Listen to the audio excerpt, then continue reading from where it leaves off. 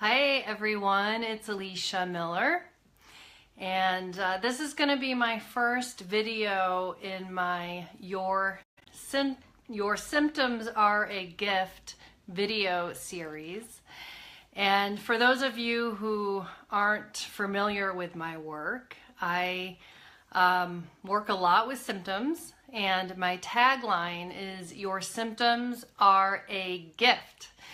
And so this video I'm going to introduce what that concept means. A lot of people are like, what? A gift? Oh my God, how can this be a gift? It's ruining my life. I'm suffering. I've been spending so much money. So the goal of these video series is to help you shift your mindset and how you're looking at your symptoms, or how you're thinking about your symptoms, how you're approaching your symptoms. And I've created this body of work of mine with core emotional healing from my own journey in addressing my symptoms. And I spent most of my life treating my symptoms and trying to address my symptoms on a physical level through diet, well, first through medicine, and then through diet and supplements and holistic practices. And I even picked up Heal Your Body, Heal Your Life by Louise Hay when I first started healing myself from Candida, and that was about 10 years ago when I got that book, and I started to apply her method. And I just want to honor Louise Hay, who just passed away recently. And she introduced this concept, and she was the grandmother of metaphysical, reasons behind your symptoms. And I'm so grateful for her to inspire so many people to look at their symptoms in a different way. So my work is the how to address your symptoms on an emotional level, so you can finally get the gift from the symptom. And what I mean by get the gift, why are your symptoms a gift? Because each symptom is showing up to help you see that there's something for you to address, and typically it's something that you're not aware of. So that's why symptoms are a gift. They actually help us with what we don't know, and there's very specific messages with each symptom. Now, you will need to still address a lot of illnesses and symptoms with medicine and other treatments on a physical level. So it depends on your symptoms. So what I'm saying is, I'm not saying just do the emotional work and you'll be healed. What I'm saying is, don't just treat your symptoms on a physical level, or you'll miss the message and you'll miss the gift of it. And you may continue to suffer, and the symptom may never go away. So with my journey healing myself with Candida, I did everything on a physical level with diet and supplements, and I tried everything else with Reiki healing and EFT and hypnotherapy, and then I even did the affirmation. I remember riding my motorbike in Thailand saying, I now give myself permission to live my life fully, and I deserve the very best. I love and appreciate myself and others. So that's the affirmation for Candida. Now, the affirmation did not work for me, and did not really address why my Candida symptoms kept showing up. So once I did the emotional work, and I'll share a little bit about that later on, then the affirmation actually became true for me. So it wasn't that the affirmation helped me do the healing work, but my healing, the emotional healing, actually helped me embody the truth of that affirmation. So this is taking kind of the ideas that Louise Hay introduced a step further in really helping you see what there is to do, what you need to do, and how you can work things out on an emotional level and process them out, and also take action. So oftentimes our physical symptoms show up to let us know that we're still kind of stuck in a pattern, stuck from past traumas or pain and patterns that were created from childhood that we're not aware of. So that's why it's important to work with a skilled practitioner who can help you hold the space, a safe space for you to move through your defenses and connect with your inner child and help you feel and process out the things that you protected yourself from in the past. And now it's safe to work them out. And I see symptoms and chronic conditions oftentimes come up when we're ready to work them out. And so it's, I'm not saying, for children to do this work right now, but I also see my clients who do this work, the symptoms in their children start to improve or go away as well, because it's a similar emotional pattern that they're picking up from their parents. So by looking at this for yourself, you'll also be able to help your children or prevent your children from adopting the same patterns. All right, so I'm going to talk about bloating today. And let me just give you a little story, my personal story with bloating. I picked bloating for my first topic today for a couple of reasons. I took a survey in my Facebook client group and asked about symptoms. I'm going to be addressing other symptoms as well. Now, I specialize in Candida because of my own Candida journey, but I work with all symptoms, and the core emotional healing process helps address the emotional patterns behind all symptoms. And I am skilled and gifted in seeing what you can't see. So that's why you may have, or you could get, one of these books that talk about the psychological and emotional aspect of that symptom, and it would be hard for you to know what that means for you and how to address it yourself. So I want to also say that this does require being supported through the process, and because you cannot see for yourself your own emotional patterns and how they got created, because if you could, you probably would have already addressed them. And that's why the symptoms show up. It's like, hey, there's something else for you here. That is getting in the way of you living the life that you're meant to live. And I also see when symptoms show up, or chronic symptoms show up, it's like, okay, your soul is letting you know that it's time to address this and it's time to move on from it, so then you can fulfill what you wanted to do here and be fulfilled. And once you address, and I also want to say, it's not so much about the symptom. Yes, the symptom goes away when you fully address it on all levels, but what also goes away is all the struggles that pattern was creating in your life. So once you address, that's why it's a gift. It's like, okay, and I'll give you an example from my personal story. My story of how I connected to my symptoms and how they were emotional and alerting me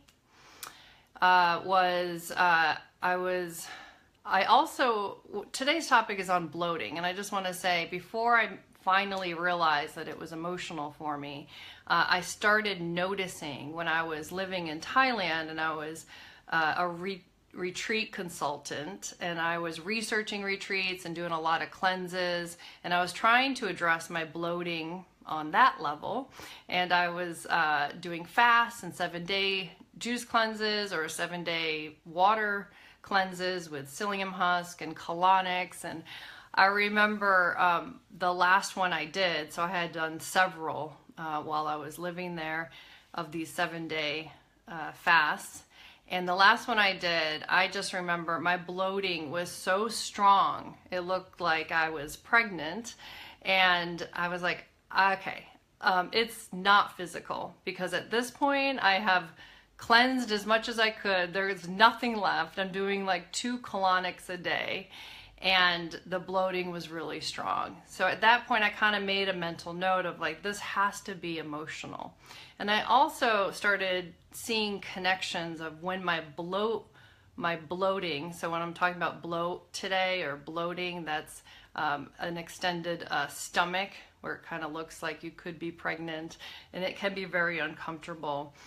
I remember when my bloating would get worse, it was oftentimes when I was stressed out, and also I didn't feel supported, or I was working too much, or I went into kind of survival mode and I wasn't getting what I needed, and I was stressed out, and my bloating would get worse. It often also got worse when I would give my power away, when I thought I couldn't do myself and someone else needed to do it for me. I'll give an example. I had my own business and I was doing it, and then all of a sudden I was frustrated and I was overworking and I wasn't making money. So I decided that I needed to, work for someone else. And then I would get into the same pattern working with someone else, where I was trying to fix their business and I was overly responsible for everyone, and I wasn't getting the support that I needed. And I noticed that my bloat would get worse. Fast forward a couple years, I was back in Atlanta, and my bloat would come and go, and I was kind of addicted at this point to doing cleanses and restrictive diets and things to control it. And then I was in a relationship that was not supportive to me, and I was not getting my needs met, and it was triggering a lot of old stuff that I was aware of eventually. So in this relationship, it was a similar pattern from my childhood, a similar pattern from my ex-husband, and it just looked a little different, but it was similar in the ways that I was not feeling loved, I was not feeling safe, and I was not supported, and I was not getting my needs met. And my bloat got so bad, it was actually the worst it had ever been. And I was eating basically vegetables and protein. I wasn't eating anything that would have caused it. And I also started getting yeast infections. And that's when I switched to listening to my body. So instead of feeling victimized by, why does this keep happening? I can't believe I still have this. I'm always going to have this. This is things I hear from my clients.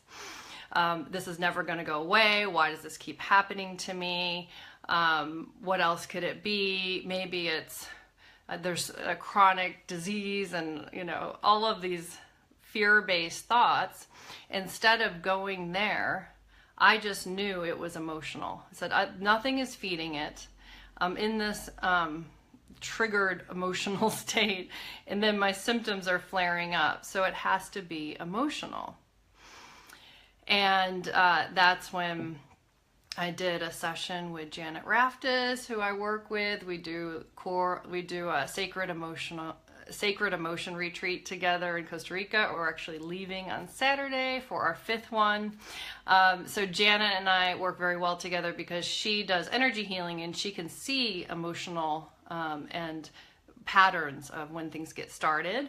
And then my work is the core emotional healing process. And so I support groups of women, and I also work with men privately through a core emotional healing process, so they can learn how to address and learn how to safely process out their past emotional wounds and traumas and repressed emotions, and also learn how to reparent yourself. And so this is why it's way beyond affirmations. The symptom is showing an emotional pattern that needs you to work it out on an emotional level, and then also take action in the present moment to change the pattern. So it's working it out emotionally from your past, and then also choosing something different in the present. And so that's why, if you're in an emotionally abusive relationship and you're trying to treat your symptoms on a physical level, and you're doing affirmations and you're doing EFT and you're doing all these things, nothing's going to shift until you leave that relationship, until you change the pattern yourself. And it's easier to leave those relationships when you work it out from your past. So when you start to process out how things felt and then connect to your true self-worth through your feelings, through honoring your feelings, and through this whole process to embody what you've experienced, and then you can release the experience instead of living from it. And it's when you're living from your past experiences still, then you will repeat the pattern until you work them out and until you choose something different.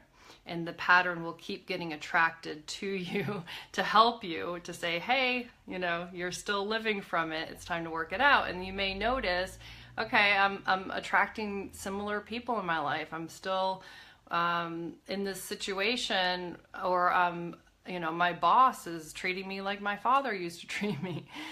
So I hope that gives you a whole different way of looking at your symptoms. And so when I say your symptoms are a gift, it's true. So my message is really to help you get out of feeling victimized and powerless, and then the whole cycle that you go through of trying to treat your symptoms and looking outside of yourself for the healing. And the healing comes from within. And what works best is when you are being supported on a physical level with the right food and supplements and treatments for whatever your or whatever the symptom is or the condition is. If it's some illness or chronic condition, if it's something like bloating, you may not need to address it at all with food and supplements. You may just need to do this emotional work. So each symptom and condition is going to be different. So it's important to know what you're working with and to work with professionals.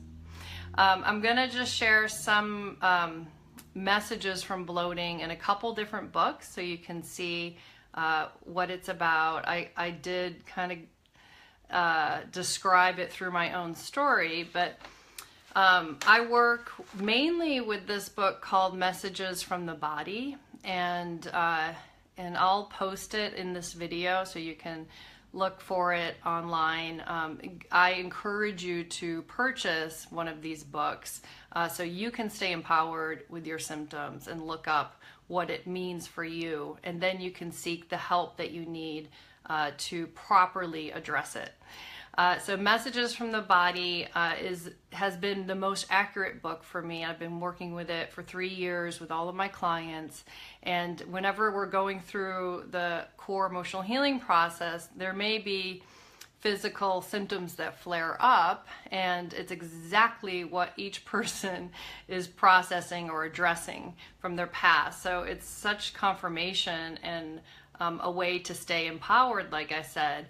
And it's like, okay, this is what's going on. So it can relieve you from trying to figure out what's best for you in terms of the supplements and the diet. And that's the tendency for most people, is to go there of like, well, maybe it's the food and I need to figure out the food and I need to get the food right.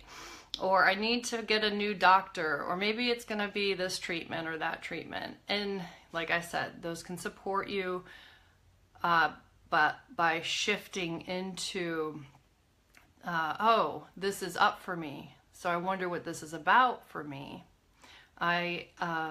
Shifting to having a relationship with your body that is loving and supportive, and thanking your body instead of feeling betrayed by your body.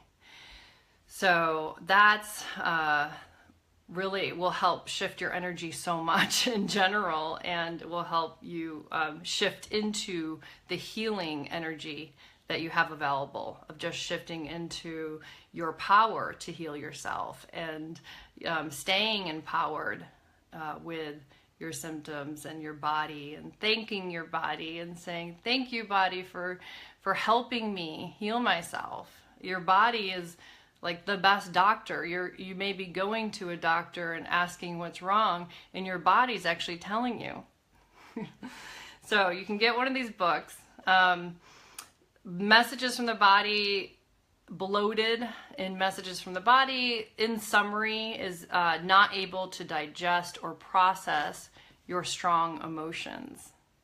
And I remember I was bloated my whole life, basically, unless I was starving myself. And until I learned how to process my emotions. And so you can learn more about how to process your emotions through my core emotional healing model. I'll include the link in this video as well below for my free webinar if you want to learn more about what that would involve. I also sometimes reference metaphysical anatomy, and I don't reference Heal Your Body from Louise Hay anymore. It's just too limited. These are they go above and beyond in terms of the description and the accuracy of where it comes from and the meaning. So in metaphysical anatomy, it says you're stressed about your ability to cope with the many tasks and demands from others. Difficult to express your boundaries because you don't always know what you want. You often follow others' dreams and goals rather than your own. And I can so relate to these messages, and I was doing that most of my life, of feeling the demands and feeling the stress, and I was always overworking and achieving and feeling like I needed to do more, and because it was coming from a wounded child, and I never felt good enough. So that's why it's hard to kind of interpret these messages for yourself and what it could mean to you. It's very individual. So these messages are kind of a general sense of what's going on, but it will be very specific and different for each person in terms of where it comes from and how to address it. I definitely related to spinning my wheels of trying to do what I thought other people wanted me to do, and this is all on a subconscious level. So I wasn't really thinking, oh, I'm doing these things because other people want me to. I was driven by this subconscious pattern of doing what other people wanted me to, or giving away my power. Like I mentioned before, that I would notice my bloating would come up when I stopped believing in myself, and I stopped listening to myself, and then I was looking outside of myself and listening to other people, which would totally throw me off track, and then create more stress, which created more bloating, and then more feelings of inadequacy, etc. So she also writes, stems from a stressful childhood, and the current situation is triggering your childhood trauma.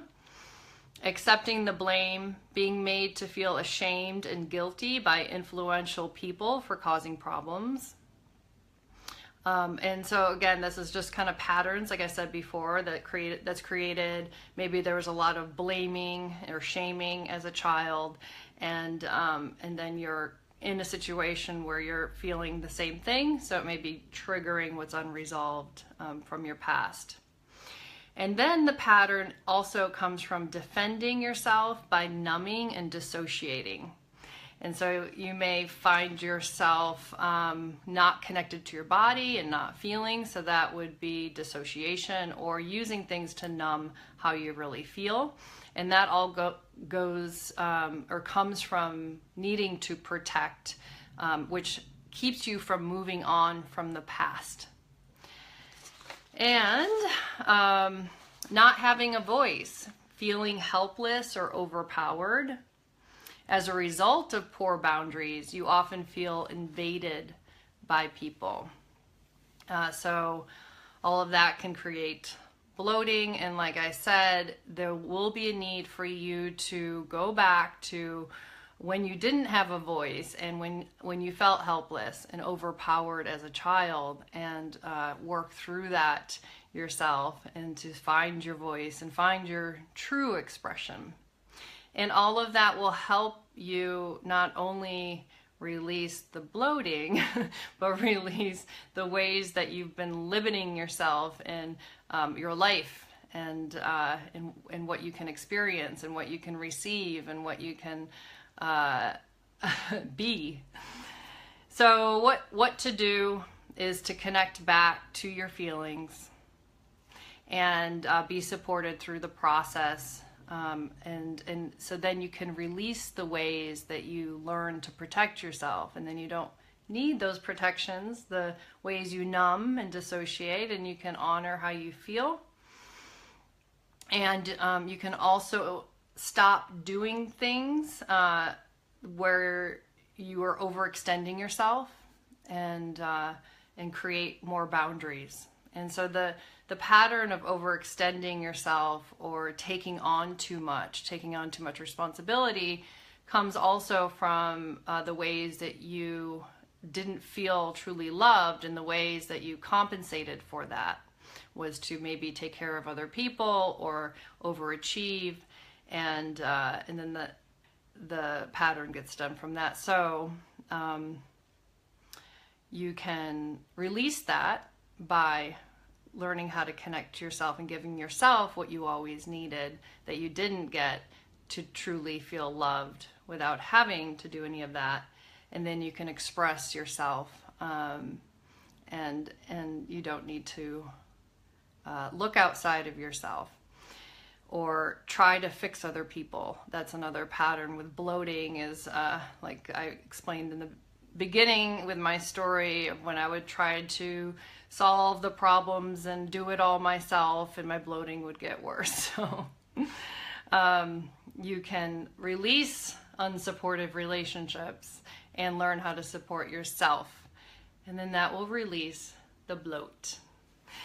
So thanks for tuning in, and feel free to share any symptoms that you would like messages about, and I can post a message for you, and then also do other videos on common symptoms that I see. All right, so remember, listen to your body and be grateful for your symptoms. They are a gift. Love you. Bye-bye.